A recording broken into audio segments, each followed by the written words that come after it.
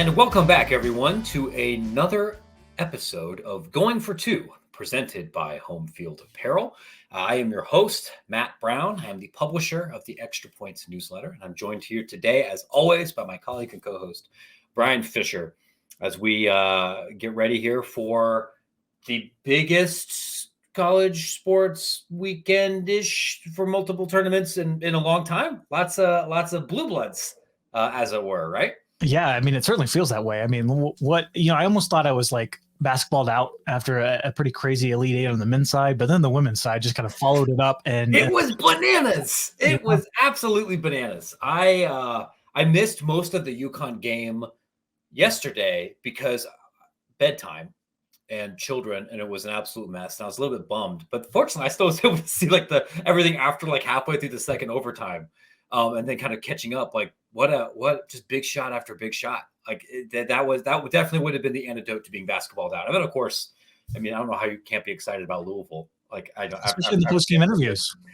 I was saying, just make that the university seal, translate it into Latin, put it up on billboards, just go in the bleeping thing. Like if you watch something like that and you're not moved at all, I feel like we're just not wired the same. I know I'm supposed to be like this big cynical reporter and everything, but when I see a crying athlete that excited, it's pretty cool. Like you can't help but be moved a little bit. You can't. And I think it's going to set up for not only a terrific Final Four in New Orleans, but I think the folks in Minneapolis are going to get some good matchups. I mean, you look at South Carolina coming in there as well. All that they kind of have riding on this season. I mean, it's going to be a real interesting, I think, year for both the men and the women's side. I mean, all the storylines, are just shaping up perfectly. Like you said, we're kind of old sports writers, and what do we root for? We root for the storyline, and man, they delivered this year in terms of the men's and women's basketball tournaments. I mean, just overarching storylines and really some controversy too. I think on the women's side. I mean, Tara Vanderveer was kind of complaining about some of the conditions there, and they're not really being equity. And then Corey Close, the UCLA coach, kind of making light of the fact that the women's NIT is not exactly kind of up to snuff compared to the men's NIT. I know there are some reasons behind that, but a little bit interesting that that gender equity piece, after so much celebrations, talking about having equal gift baskets and all that, and then it kind of comes rearing its ugly head here in come Final Four time. Yeah, there are some things with gender equity that are relatively quick to fix. I think to the NCAA's credit, as I best understand it, many of the organizational silos for planning those two tournaments were torn down, and people involved in the men's and women's tournament actually talked on a more regular basis, which hadn't happened before. Wonderful. I'm glad that the swag bags are now equal, that the women are not being given 16-piece puzzles or like whatever it was, right? Compared to the men's side. Those are things that, while important and useful, can be turned around faster. But travel inequalities, counter inequalities, and then, of course, the financial ones, things that require reevaluating contracts and corporate partnerships or distributing money, that hasn't happened yet. And I understand that there are legal reasons for that, but I would be concerned that gender equity report joins the long line of excellent, well thought out, well-researched PDFs that remain PDFs. Particularly, I've been thinking about this so much. I've written about it a bunch of times on Extra Points. It's been a major talking point about college basketball coverage with how transformational is it for a school to get these tournament units, and what a windfall. What this means for a bunch of different, kind of sucks. South Dakota doesn't get any of that. South Dakota State doesn't get those for making the Sweet 16, or Belmont doesn't get any of those, or any of these. There was Florida Gulf Coast doesn't get any of those. They lifted just as many weights at 4:30 in the morning and provided just the entertaining of a television spectacle. Like, that sucks. This is the stuff that I hope gets addressed soon, and I hope more men, particularly male administrators, start pushing for that too. Because I don't think it's fair that it's always the Patriot League, or it's always Val Ackerman, or it's always, the A10 that's given the mic. I'm like, well, it's a women's issue, so we should give it to the women's administrator. We should see more dudes who are running leagues say, actually, we need to fix this. You know what I mean? I completely agree, and I think it's going to end up happening in some form or fashion. I think the concept of units, I think the whole revenue structure really from both the men and the women's side is certainly being examined right now. I think it's going to change, and I think some sort of performance based, units or whatever they're going to term it, kind of in the near future is going to end up happening on both the men and women's side. I think it's obviously you're probably going to have your revenue splits be a little bit lower, certainly on the women's side, just because it does bring in less money, but and I think everybody kind of understands that is at least understanding that those values might be different, but at least it is something to certainly have some equity in terms of what you can go out and earn on the court. And I think that's one of the things that not only the men and women's basketball oversight committees are looking at, but the D1 transformation committee. I mean, we've talked quite a bit about what does the future of D1 look like, and there's going to be some changes in terms of how those units are getting paid out and how that money is kind of flowing down the pyramid, if you will. I want to talk a little bit about about potential transformation today. There's a couple, maybe there's some more fun basketball things we can get into, but there was one news story that was off the St. Peter's beat and off the NIL beat where I've kind of been laser focused these past couple of days. That caught my attention. I know you saw this too. This was coming from Congress, and most of what we've seen from congressional lawmakers proposing bills or wanting to be involved in college athletics regulation. Most of that over the last year has come from a handful of congressional Democrats who have been most emotionally invested in and policy invested in holistic change in college sports. Before that, you had a handful of Senate Republicans that proposed some really narrow NIL related bills, but not a whole lot has been bipartisan in terms of actual proposed legislation. The interest in beating up the NCAA or in changing college athletics or even supporting NIL, that really is pretty bipartisan, but not a ton. There's some exceptions, not a ton in terms of proposed legislation. But that changed on Tuesday when a new proposed bill from Cory Booker, Democrat from New Jersey, former college football player, somebody who has been extremely active in college athletics reform legislation, and Marsha Blackburn, a Republican from Tennessee, someone who hasn't, with one pointed exception, Senator Blackburn hates the NCAA. And I do not doubt that dislike is born out of actual lived experience and not political expediency. But if you wanted to win some points in Tennessee, well, Tennessee is being investigated by the NCAA, and now so is Memphis. So that's one thing that most people in the state can agree upon. The NCAA sucks. This bill, proposed bill, is not one that's focused on NIL. It's not focused on athlete labor. It's not focused on collective bargaining rights or health insurance or a lot of the other factors that have been touching with political involvement in college athletics. This is squarely centered on the NCAA's enforcement mechanisms. The bill, they're calling this the NCAA Accountability Act of 2021, which is interesting because it's not 2021, as I think. I literally did a double took up. What year is it? No, the bill centers on a couple of different key points. Like this bill would require NCAA inquiries to be completed within 8 months of the school receiving notice, instead of taking roughly one geological age to complete. Says that the new statute of limitations would become 2 years rather than 4 years. That the NCAA can't use confidential sources, and that a school can appeal punishments by using a new 3-arbiter panel. This comes from Ross Dellinger's report from Sports Illustrated. So I have a couple of thoughts on this, but because I've been monologuing here for a minute, Bryan, what did you think when you saw this bill? What this is different from some of the other ones we've been seeing here. What are your thoughts? Well, right away, knowing that Marsha Blackburn was one of the co-sponsors, like you said, kind of earning some brownie points back home, certainly with Tennessee and Memphis under investigation. I'm sure that was not the complete reasoning why she's the lead co-sponsor in this one, but I'm sure is at least in the back of her mind. That was the first thing that kind of came to mind. But this is another case, right, where the lax NCAA leadership coming out of Indianapolis under Mark Emmert, this is coming back to bite them, right? You're having Congress. Maybe it doesn't end up, passing in this form. Maybe it doesn't end up even making it to the floors of the Senate.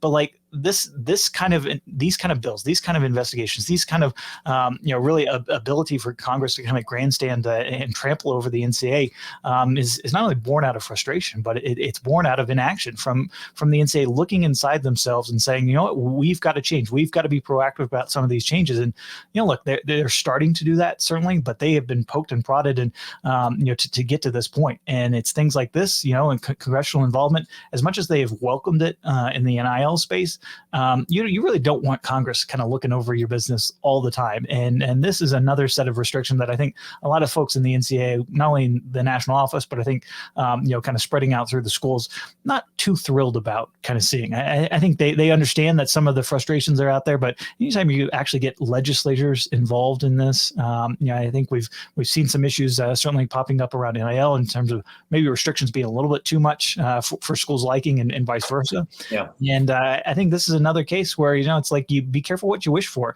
When you're asking for that congressional involvement, it might be on just NIL, but it's going to come in other forms. And this is a perfect example that it's coming in enforcement. All that's definitely true. But particularly I can really understand the frustration with the enforcement mechanism, because I think your conversation's been similar. I have talked, this is one of the very few things in college athletics where it is unanimous that the enforcement process right now sucks. Students hate it. ADs at big schools hate it. ADs at small schools hate it. Reporters hate it. Coaches hate it. And to Congress's credit here, I can understand why you would now think there's no way the NCAA is going to be able to figure this out, because like the big, bold innovation in policing themselves, the IRAP or the new independent accountability resolution process, it's kind of been a dud. Nobody seems to really like that either. It hasn't been fast. And there's been complaints about that too. So I understand that. That being said, I have some concerns about this. And before I dig into that, I think it is important for me to come clean with my audience when we're talking about specific bills, because I try not to be very explicitly partisan a lot on this podcast or on my newsletter. I don't think that that's why you subscribe to Extra Points related things. And over the years, I have grown tired of media people. Like I don't think me preaching about Social Security is going to be effective in any way, right? But we're talking about this. You deserve to know if this matters for anybody. Like, I'm a Democrat. That's not exactly a state secret. Before I started writing about being a reporter, I briefly worked in congressional campaigns. Like, my old boss was Joe Donnelly, who's a Democrat. Now he's the ambassador to the Vatican. Joe Donnelly was not a Bernie Sanders type Democrat, right? Like, and that would be, I think, how I would describe myself too. I'm not in the DSA. There's no Jacobin, anywhere here. And quite frankly, like, if I was that kind of person, being a Latter-day Saint and somebody who talks to football coaches and administrators all day, I would have absolutely no friends like that, because the intersection of those worlds, not great, right? So I understand that part of where I'm coming from comes through that lens. Like, that is where I typically align myself. I watched a lot of these hearings, man, about NIL bills for the feds, for state houses, talked to a lot of politicians. And one thing that was very clear to me from watching a lot of those hearings, with a few exceptions, I don't think most lawmakers for the U.S. House, the Senate, or most state houses know anything about college sports. And by that, I mean, on the federal level, I mean, like, literally most of them are not even college sports fans. But even at the granular level, I don't think most of these people really understand how this industry works, how recruiting works, where the money actually goes. And certainly most of these state level NIL bills were not created out of a genuine, like, political need, so much as I have to make sure that I'm helping state U or, these 3 or 4 other people do that.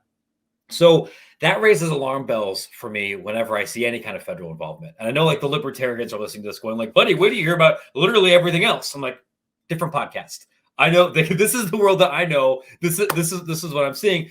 That makes me a little concerned with, if I know more about a subject than the regulators do, and I'm not an especially smart person, that gives me some pause. The other thing that gives me some pause is I don't know if I've read or heard a great legal argument for why Congress should have potential authority to decide who's on the NCAA Board of Governors. or to be able to specify how they handle some of their adjudication process. I do understand why the federal government could say, because of through the Sherman Antitrust Act, we have the ability to regulate athlete compensation. Because of the National Labor Relations Act, we have the ability to potentially regulate how athletes are defined as or classified. But for some of this other stuff here, I mean, I guess that's the Commerce Clause, but it doesn't seem to me like that should necessarily be the wheelhouse of the federal government. And when I had that concern, it isn't because I think that the NCAA regulations are good. I think they suck. It isn't because I have a lot of confidence in the enforcement procedures. I don't. And by and large, I think that process has not served athletes. But how can I put this in a not super partisan way? Friends, we are not sending our best and brightest to state houses or the U.S. House of Representatives. We have got some people in there that are not serious. And if we create more precedent to allow for more robust federal involvement in third-party organizations, even if they deserve it, I don't know if I feel great about making it easier for Madison Crawthorne to maybe get involved in something else. You know what I mean? Or some people that like, we got some dipshits that maybe I don't want. I don't want to have the excuse to be able to do something that has nothing to do with college sports.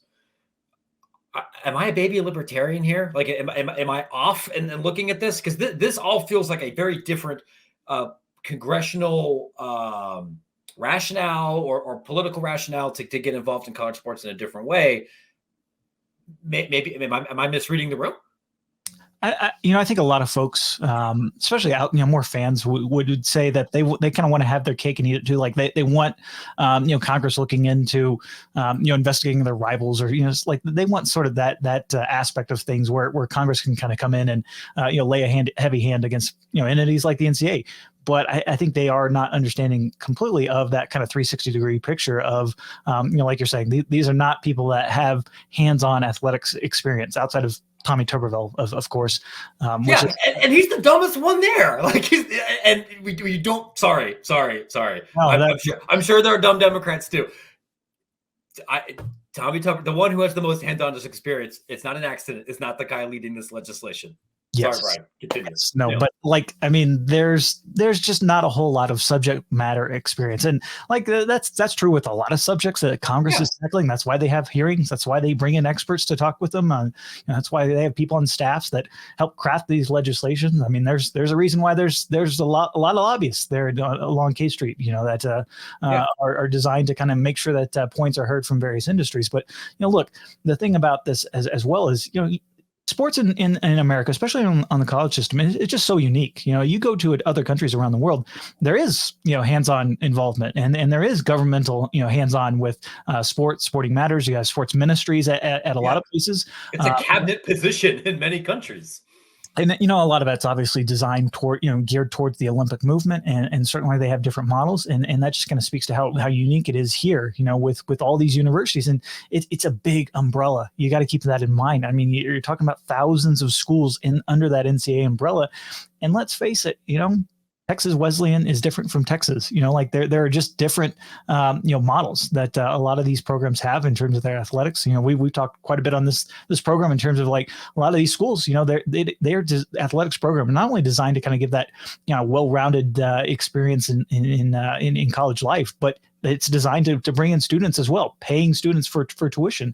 And so it can be difficult to kind of get on the same page with everybody.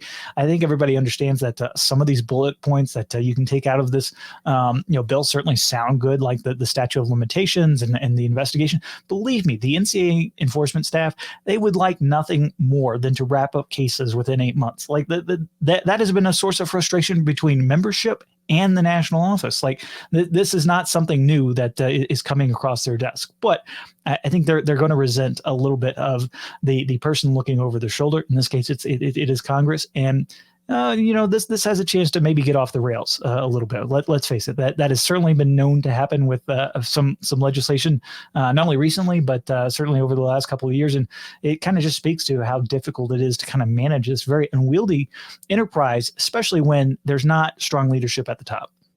That is certainly true. Like you're right. When I look at this, a lot of the things do sound good. And I don't know if maybe there is a way to force some of these changes or implement these changes without creeping executive power, or without establishing precedent that might have something different that doesn't impact college athletics. Maybe.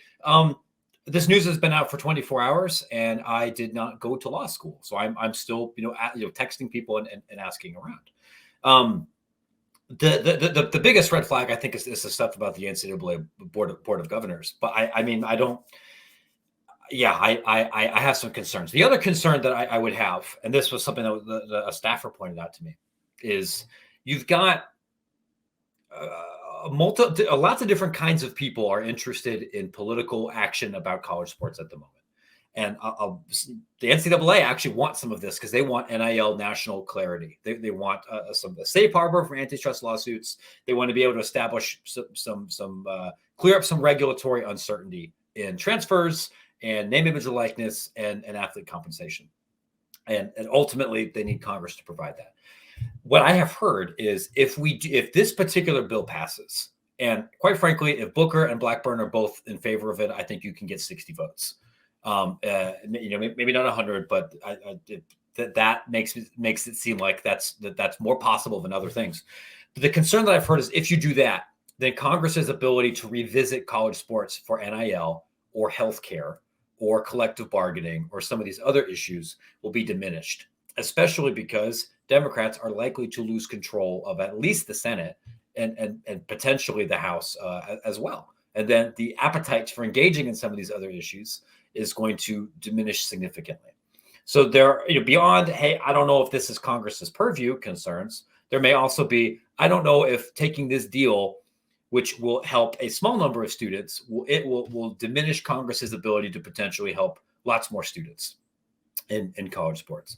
I don't know enough to say if I agree with that definitively right now because it's early, but that is something else to think about if you're looking at this from maybe a more progressive or a more expansionist line of thinking.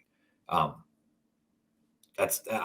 mean, there's going to be another hearing today from some of the Northeastern Democratic folks, and I imagine we'll hear some more about this over the Final Four weekend.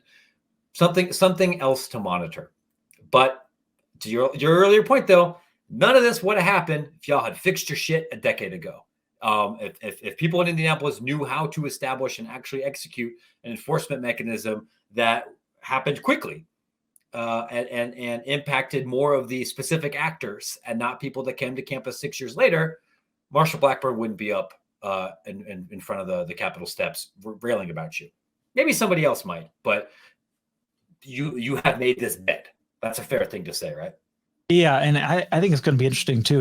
This is Final Four week, and I'm just going to be interested to see. Mark Emmert usually gives a kind of a state of the NCAA there, and it's going to be in New Orleans, and he's going to be asked about this. What is his response? Going to be to not only this law, but really all the threats, the external threats the NCAA is facing right now. That to me is going to be really his biggest challenge as we kind of move through this transformation process. And I mentioned the Board of Governors earlier. I mean, there are people within NCAA membership that do not like the composition of the Board of Governors as currently constructed. They want more student athletes on there. They want more representation across the conferences. Not every conference is on there. There are several that aren't. Several conferences are especially nowadays where transformation is so vital for a lot of these leagues and a lot of these schools that maybe are kind of right on that edge of the line that we'll call it the cut line, if you will. Like they want that representation on these boards, not just the Board of Governors, but the NCAA board as well. You have these certainly new external directors that are also been added in the last couple of years, and it's always difficult to see how much is Grant Hill really kind of doing it as part of the NCAA Board of Governors. How much is Ken Chenault really involved in these NCAA matters? We really don't have an answer to that either. We haven't had much FaceTime or much interaction between them because they always kind of demur to more folks from the national office. But to me, it's going to be fascinating to follow because this topic is not going away. And not only is Mark Emmert going to get asked about it this weekend, but he's going to get continued to ask about it until ultimately either legislation passes or we kind of have reach a point to where it's time to blow it all up. Listen, it's about time someone called Grant Hill to account for his crimes. Like I'm not entirely kidding about that. I would love for someone to put a microphone in front of his face and ask about his work on the NCAA board. Grant, if you want to talk about it, my email is matt@extrapointsmb.com. Love to have you on the show, or anybody else for that matter. I will be in New Orleans over the weekend. I will do my best to track down Mr. Emmert. I'm going to be trying to track down a bunch of other people. To not just about transformation stuff, about legal stuff, but also to, as a source gathering, network gathering thing to help make this podcast and Extra Points better over the next several weeks. You're right. Part of the tension with Transformation Committee and with what's happening in Washington, D.C. and other places is a lack of complete representation, particularly among smaller conferences. I'll tell you what has much better and broader representation across the full spectrum of college athletics. That's right. Our title sponsors at Home Field Apparel. We did a whole podcast with them last week, actually, to kind of get into the weeds about what actually happens when how sponsorship works, how licensure works, how you're able to turn around something like St. Peter's in a couple of days and now create one of the most beloved shirts across the college sports internet. A shirt that I think you're wearing right now, Bryan, if I'm not mistaken. Look at that. Strut of Destiny. I am wearing my vintage BYU shirt today because I was told if I buy any more home field things without giving some away, there is going to be a conversation in the Brown family house. But there's the full spectrum, right? Like Big 12 school, the opposite of a Big 12 school. You can find them both on home field.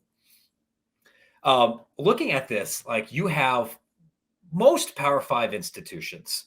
I don't think I'm telling too many tales here out of school, but maybe there's a couple of Power 5 institutions that are not currently partners with Home Field that may potentially become future partners of Home Field for big new Saturday season 4. But while you're waiting, you want some big schools that they've got those. But if you want Vermont, if you want Wright State, Wayne State, Maryland, that's a small school, right? All of those are part of the Home Field family. And when you grab your first order at Home Field Apparel, whether that's a T-shirt, a crew neck, a hoodie, some sweatpants, they're not just Doggers now. I think you can get Purdue sweatpants and St. Peter's sweatpants. You can get a peacock on your pants in this economy. Yes, you can. And when you buy all of those, use promo code Extra Points to save 15% off your first order at Home Field Apparel. Last quick note: one of the exciting things I think about the past couple of episodes is I have been very explicit and said, my friends, Romans, countrymen, low major athletic directors, lend me your ears. If you want to get your stuff on Home Field, shoot me a note. Let me make an introduction. I can tell you 4 schools have since done that, including 3 in Division I. I hopefully things get turned around pretty quickly. But if you are a fan of maybe a mid-major in the NEC or the Southland or a pure conference, maybe those conversations are starting. And if you're listening and you're thinking, well, why the heck does the Colorado School of Mines or Wayne State get to have something on this wonderful website that these dorks talk about on their podcast, and my school doesn't? Brother, we can get your stuff on there too. Or at least I can't promise that, but I can put you in touch with the people who can. My email is matt@extrapointsnb.com. Let the world see your ridiculous logos from the 1950s. Let's put them on a T-shirt and sell them to college sports nerds. Sounds like a great idea. It does. And, it's funny because this past week, we also had some Vandy's athletic director and a few folks from Vanderbilt. They recently launched a rebrand. It was interesting to kind of go through that, follow along that process. You can catch that interview on Collegiate Sports Connect. And look, they said, they kind of went back through and they said they had logos they had never even seen before from the 50s and 60s. And they were trying to clean up a lot of their brand identity and their marks. But as important as it is to the current schools to clean all that stuff up, some of us fans really want to see those cool logos that have never been seen before, or are out of sight, out of mind. Because you know what, everybody loves cool logos. Everybody loves a comfortable shirt, and that is why there's Home Field Apparel. Yeah, I don't. The internet really had some strong feelings about the new Vanderbilt rebrand. Those are feelings I don't really personally share. I don't know. I think people are going to complain about every kind of rebrand. But everybody has cool stuff from the 50s and 60s, and sometimes the 80s when maybe brand standards are a little bit different that are fun, even though I understand maybe why those aren't entirely embraced. Speaking of Vanderbilt and speaking of some of these low majors, you brought up, I think, a question worth talking about, which that is one of the more existentialist questions leading into this Final Four. Part of what makes this particular Final Four, but not just on the men's side, but on the women's side there too, so fascinating, is that these are all gigantic brands, right? Brands that have been important in college basketball for decades. And that's generally not the case for a final. Certainly for a men's Final Four, there's usually one random 4 seed that kind of sneaks in, or somebody that's more nouveau riche in college basketball. But this is Kansas. The closest thing to new blood in this world is Villanova, who's won multiple national championships and been plays in a big conference. Has been a big deal mostly for most of our lives. I mean, you got Duke, North Carolina, and Kansas. And this is being pitched as the blue blood Final Four, which I think begs the question, first, what is a blue blood in college basketball? That's obviously a different dynamic than it is in college football, but it has to be a pretty rarefied group. I think I saw Bomani Jones say that the basketball blue bloods would be Duke, North Carolina, Indiana, Kansas, UCLA, and that's it. Are we forgetting anybody? Is that a good cutoff point, you think? I think the question might be over whether you would include Indiana in that group. And obviously there's, a lot of recency and a bias, I guess you will, because obviously when they were under Bob Knight, they were one of the best programs in the country, historically. But even in terms of winning percentage, they're down, a lot further down, a lot of it because of these past couple of years. But when you're talking about the blue bloods, I think Kentucky, North Carolina, Kansas, Duke, UCLA, that's the cutoff. That to me, that's the kind of blue blood list I would go off on the basketball side. Obviously historical success from national titles, winning percentage, in a lot of programs that simply have not experienced a lot of down years, over the years. I think Duke, certainly more recent of that group that have had success, kind of closer to our age group. But you look at Kansas, North Carolina, Kentucky, those are, schools that simply have dominated, really from the start of NCAA sports and really becoming big in this country. And the consistency of success, I think, is a big part in my thinking around who is a blue blood, not just the overall winning percentage or titles won. Is this a program kind of resilient, to having a bad coach here or there, having a bad athletic department, suffering NCAA sanction. And a lot of these, you can truthfully say that has been the case. It's tricky, I think, if we go just by pure wins for either sport. In part because the Paleolithic era for college basketball, just like it was college football, was very, very different. You do have to be consistently excellent, but I'm looking. I got the college basketball list here in front of me. Temple has won more games than UCLA.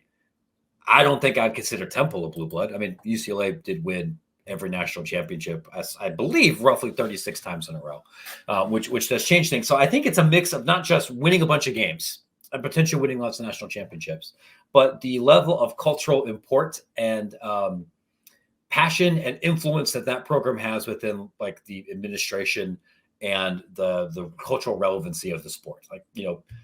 Basketball and Kansas go back to the very beginning. Kansas basketball coaches helped create the modern NCAA tournament. They shaped the NCAA as we know it. It's been a big deal since the 30s. In a way that even though Notre Dame or quite frankly, or Arizona or Purdue have been excellent basketball programs too, it's not the same thing. The only other school I could think of that I don't know if I'm willing to argue as a blue blood, but I think has some claim to some of this cultural import in a certain way, it might be Louisville. In part because, multiple national championships, but also a city school that had cultural relevance in a way that maybe a place like Kansas or Indiana didn't for certain kinds of people. But even then, the decades of success or that cutoff point probably would exclude them. There's a lot. Louisville was in the NAIA, right, when Kansas was winning national titles. So I could understand why maybe a fan of one of those schools would say absolutely not.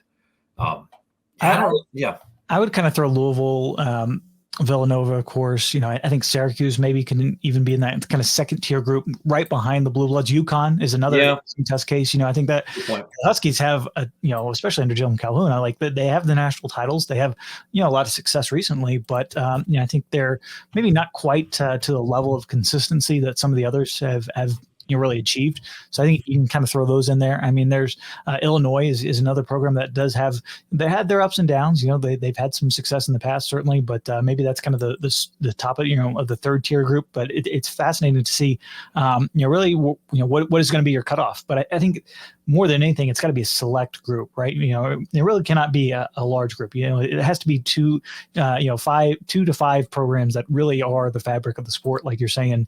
I think that would be my cutoff list. Is you kind of have three tiers of very good programs. Your true blue bloods, which, let's face it, they also all based in with the color blue too. So I think it is even more appropriate. Yeah. And then you kind of have that second tier where they have national titles. They have had some sustained success, but not quite to the level of the others. I think there's a pretty clear demarcation line there between those. I think the only one that can maybe float between them is probably Indiana. And honestly, I think the last two and a half decades have really kind of hampered the Hoosiers case. Sorry to Connor and all our home field folks out there, but I kind of feel like Indiana's pulled a little bit back from the pack. Yeah. Can you lose this spot? I mean, even though like Indiana hasn't been like a big deal. Okay, yeah. So you losing the spot. I think if you did this conversation in football, and we can get into that as well. That was the segue. It's like you read the show notes. It's like Nebraska. Like if it's for 10 years ago, you would probably include Nebraska in there, and now I'm definitely not including Nebraska as a quote unquote true blue blood. I think that is a select group, and as good as the Cornhuskers have been, recent success and lack thereof, I think is kind of pulled them out of that group a little bit and brought them further from the pack of the programs that have really distinguished themselves. I think Indiana is kind of in a similar manner. They're kind of on the way down. You have others like UConn and Villanova on the way up. Maybe they can join them with another national title, and kind of rethink their case. But I think this is kind of fluid a little bit, even though there is kind of that line where you kind of know it where you see it. That to me is kind of the case when it comes to blue bloods, whether it's basketball or any other sport. Let's talk about the football list there for a little bit. I think why don't we start with maybe the obvious ones, and then maybe you can kind of let me know where you think the proverbial cutoff line is. Football is different because there's a large group of schools that have been as successful, enjoyed a lot of success in our lifetimes, that I think would have absolutely no claim to being a blue blood at all, because their history started soon. Like, I'm sorry, there's nobody in the state of Florida that's a blue blood. Your football in that state did not exist prior to like 1972, except at Florida A&M. So like we can eliminate all those right off the bat. So Michigan, we would both agree. Yeah. Football, literally has won more games than anybody else. I mean, granted, haven't been at the elite in a minute, but has that pedigree. Ohio State, without a doubt. Alabama, without a doubt. Notre Dame, without a doubt. Do you include Texas? No. Do you include Oklahoma? Absolutely. Like you mentioned like absolutes. I would put almost Oklahoma at the top of that list, along with Ohio State. I think those two kind of just historical success, the amount of times that they've not only won national titles, but the sustainability of those programs, has been huge. And to me, that is, really a case of the just true blue bloodiness. I don't know how better to describe it, because look, Oklahoma, whether it's outside of the John Blake era, really they've had like a 3 or 4 decade run. They have the record for most wins. Obviously Ohio State, just being able to survive coach after coach and still win at a high level. I think those two, more than any of these other programs, also have kind of some inherent natural advantages as well, just in terms of the infrastructure surrounding them, from the whole state. Really that have kind of risen up. Alabama, they've got to deal with Auburn. They've got to deal with a lot of the other SEC powers. Versus Ohio State and others. That kind of does. And no offense to the Cincinnati's out there, the Akrons of the world. Look, I have offense for the Akrons of the. Please don't. Yeah, we can crap on them. They're clearly not a peer to Ohio State. But, I think, like I would mention USC in there as well, just the national titles, the Heisman trophies, the amount of NFL draft picks, like they're certainly the flagship brand, probably west of the Mississippi outside of Oklahoma. And so, that would be kind of my list would be Alabama, Notre Dame, Ohio State, Oklahoma, USC, and Michigan. I think that there's the cutoff right there. And you could argue, for some up and coming powers to join that list. I think if you're kind of looking more near term, you'd maybe include LSU in that list, but they have not had the success, I wouldn't include LSU at all. Like that. Well, I wouldn't if we're just talking general kind of college football blue bloods. I wouldn't put LSU on that list, but if you're like only saying the last 20 to 30 years, I think LSU might have a case. But they're kind of one of the nouveau riche, new bloods, if you will, along with Florida State, Miami, Florida, that have had success, really more the last 2 or 3 decades that have made their case recently for their inclusion. Because you go back through their history, LSU just had a lot of down years. Florida had a lot of down years. They were nothing until really Steve Spurrier arrived. But maybe you can go back a little bit further than that. The same with Florida State. I mean, you look at that program before Bobby Bowden. I mean, they were really an afterthought. Nationally, not just nationally, but regionally as well. So I think the history and sustained success really at the highest of levels, really has kind of that clear cut line in football as well. I'm trying to think. Like, I have some sympathy if a fan wanted to argue for a slightly more expanded football list to include Nebraska. I mean, that second tier would be like Nebraska, Penn State, Texas, and maybe Tennessee or Georgia. And then from there, I think there's a very significant gap. Like, we kind of forget about it because Tennessee's been mostly butt for the last 12 years plus. They've been bad for almost the entire, really internet era. But prior to the expanded SEC, and certainly in the Paleolithic era of college football, Tennessee was amazing, and that fan base exists. But it's easy to forget for a lot of the teams that are very good now: Florida, Texas A&M, Clemson, Auburn, and especially anybody out west not named USC. They went decades without anybody caring, or with you that not really being a thing at all. Class mobility in college football is a funny thing because the American myth, right, is this idea that, listen, if you work hard and you win a few more games each year, you can kind of drag yourself up into another station. And that may be true in some elements of American society. But college football really is an aristocracy. Like, where you are, the most important factor is what kind of friends you made back in 1915. And it takes a long time to piss away inherited wealth and status, even if everything's changed around you.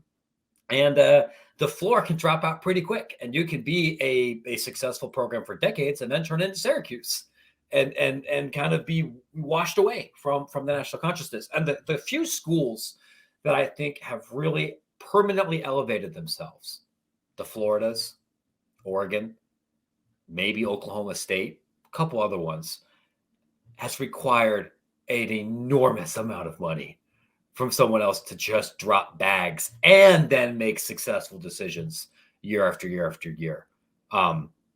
Which that's not really mobility. That's making friends with the right energy tycoon or billionaire to finance some of this stuff. Even TCU to some extent. I mean, you mentioned Texas earlier. I mean, look, I would not include them in the blue bloods. Yes, maybe if we're talking about the short list of best jobs, yeah, sure, Texas is probably going to be on there. They have the infrastructure there. They have a tremendous amount of money, as we know, because they end up topping the revenue list seemingly pretty much every year. And look, the fact of the matter is, though, they've struggled at times. For every Mac Brown run of 10 double-digit win seasons, they only won one national title under him, and before that, you have to go back to 1970 before they win. So, as much Texas fans, like to puff their chest out as being kind of that flagship program, they also have kind of underperformed, relative to what they could be, what they are, historically. I think they're kind of in that group with the Nebraskas and LSUs of the world. You've certainly seen Clemson and Georgia come up, not only just recently, but I mean, look, they had success back in the 80s. The they went away a little bit, but there's still just some unique tiers, I think, in college football that because it is such a regional sport compared to kind of the more national scene on the basketball with the tournament, bringing folks together from all around the country. I think it's just football is different. Plus, you go back, you had multiple split national titles. You had the poll era was messy. You go back even to the 40s. I mean, you can make a case to where Army is right there with a Clemson, with a Georgia, with a Penn State. Navy. You go back; they've had Heisman Trophy winners. They've had success in terms of the top of the polls. So Bryan's right. Navy and Penn State are the same. And if you want to talk to Bryan about it, his Twitter handle is no. I mean, like Pitt, we make our jokes about Pat Narduzzi's Pitt and getting contract extensions until 2030, but certainly, our parents' era, like Pitt football was a huge deal. Like they were not only churning out pros, but you're talking about high-end Heisman Trophy winner pros. You obviously had some national titles mixed in there. That was a destination program, certainly. And I think Michigan State, you forget the history of Michigan State, certainly overshadowed within their own state boundaries by Big Brother there in the Wolverines, but that they had a pivotal role to play in the history of college football. And, I think they're kind of in that mix where they're the second or third tier. And it's kind of hurt them a little bit in terms of how they go up and yo-yo at times in modern history. But they've had a great run of success over multiple coaches the last couple of years, certainly with going from Nick Saban to Mark D'Antonio, making the playoff under him, certainly Mel Tucker bringing that program back and getting that. There's a lot of history there in East Lansing. And, there's another program that not only the past, kind of contributing to their status, but also the current nature of where they kind of stand in the pecking order. If you have strong opinions about what constitutes a blue blood and where we screwed up, my email is matt@extrapointsmb.com. My Twitter handle is @MattBrownEP. I am happy to listen to your feedback. I am also happy to talk and be persuaded that my political take here was incorrect. Because I might be wrong, right? I'm speaking more out of, I texted 3 different people and my immediate visceral reaction, rather than I have pondered this bill for 3 days at my mountaintop, and this is the enlightenment that I have received. I'm not there yet. I could be wrong. Maybe somebody here can talk me out of it. Well, are we going to get into women's basketball? What would be your blue bloods on the women's basketball front? I'd be curious on that. I'm not an expert either, and honestly, I'd love to talk to somebody who, just because I don't really know who the dominant programs were before the NCAA got involved, or when things were run by outside entities beyond the modern structure we have. My initial blush is it's UConn and Tennessee. Are the 2 that I think of, but also my institutional memory doesn't really go farther back than 1994. Well, I would definitely throw La Tech on there. The day speaking of before the NCAA tournament kind of really came into existence. I mean, they had a ton of great squads.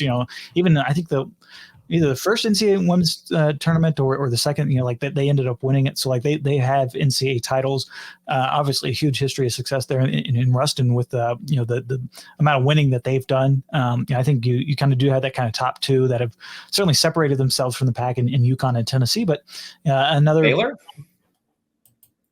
Maybe I think for the modern game, maybe you can kind of include them, but I'd probably put them on that second tier. I think it'd be an interesting conversation to where the cutoff is, because I think Stanford would have a case if you're talking about women's basketball.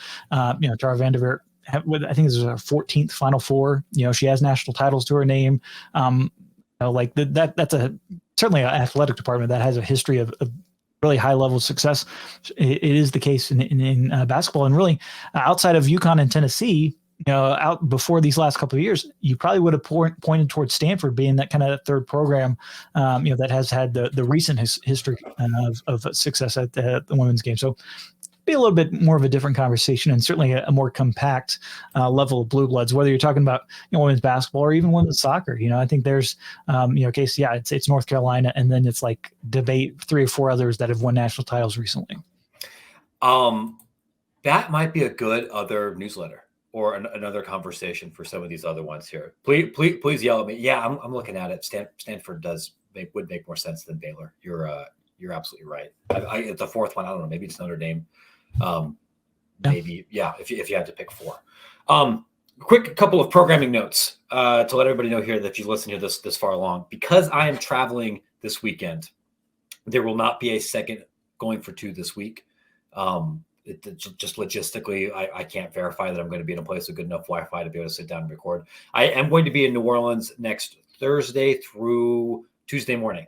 So if you are going to be around, if you live in New Orleans, if you're in the 504, or if you're going to be around for the Final Four, drop me a line. I'd love to come talk with you. Like, that's literally the number one reason I'm going is source gathering stuff. So we're going to run a mailbag while I'm gone. We're going to run a couple of other things, and then we will get back in action when I get back. I am at Matt Brown EP and on Twitter. Last quick note.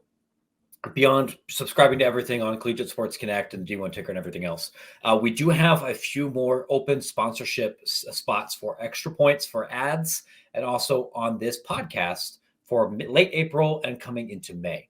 So if you'd like to reach an audience of thousands upon thousands of college athletics insiders, practitioners, leaders, super fans, students, and athletes at an affordable rate, that is sales at extrapointsmb.com.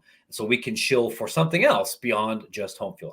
I'm going to shill for home field, even if this contract expires. I'm going to do that. You guys can't stop me, but I would be happy to talk about other things as well.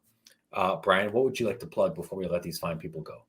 Well, I would just first of all say, if Breaking Tea Company wants to come in and like top home field's offer by twice, I will totally shill for you guys as well. We are capitalists here on this fair podcast, and so we can be bought. I'm just pointing it out there. Sales at extrapointsmb.com. No, got a lot of cool stuff going on Collegiate Sports Connect and D1 Ticker. If you're not already a subscriber, certainly sign up for the D1 Ticker newsletter. That is the best way to kind of catch all the Connect videos, all the extra points, all the news that is happening. I mean, we just saw while we were recording this podcast, the Pac-12 is exiting their headquarters. There's fronts on that. You just talked with some folks surrounding the construction boom in college athletics and lack thereof in certain cases. I mean, we've talked with Vandy about their rebrand. I just had an interesting conversation with somebody about the NFT space and where they can see that with college athletics. A couple NIL collectives things. Like just a very diverse group of content conversations surrounding college athletics, and something that whether you're a fan of things or just kind of in the industry itself, it is definitely a way to connect with us and get some of the latest info and analysis in the college space. We're going to have another story on Collegiate Sports Connect, actually talking to entities that helped to do the rebrand at St. Peter's, which will be up later this week. I did a bunch of other interviews about the NIL space, talked to a couple of different companies, CEOs that are on there as well. Definitely think that's worth your time, and it's free. Everyone, thank you so much here for following along and watching. Feel free to give us those 5-star reviews on Spotify or Apple or wherever else you're getting these podcasts. I will be in your ears next week, but I'll still be on the Extra Points newsletter every day until I get back. Thanks for sticking with us, everyone. Catch up with you again soon.